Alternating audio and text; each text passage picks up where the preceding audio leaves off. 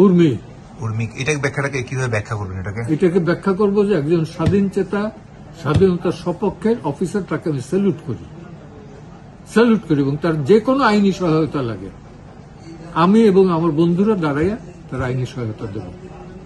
সে দেশদ্রোহিতার কোনো কাজ করে না। দেশের প্রতি, দেশের স্বাধীনতার প্রতি, ৩০ লক্ষ শহীদের প্রতি, 2 লক্ষ মা বোনদের প্রতি, সম্ভ্রমের প্রতি সে শ্রদ্ধা নিবেদন করছে।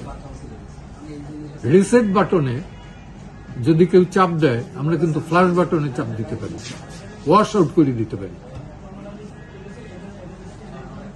উর্মিকে সালাম করি, আবারও বললাম যে সালাম করি। এটা আগের যে চরিত্র সরকারগুলোর, সেটাই কি প্রকাশ হলো এখানে?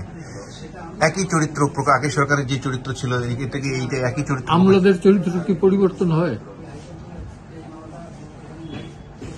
আমলা মানে আমলা। আমলার ভিতরে শিক্ষিত ও অশিক্ষিত আছে।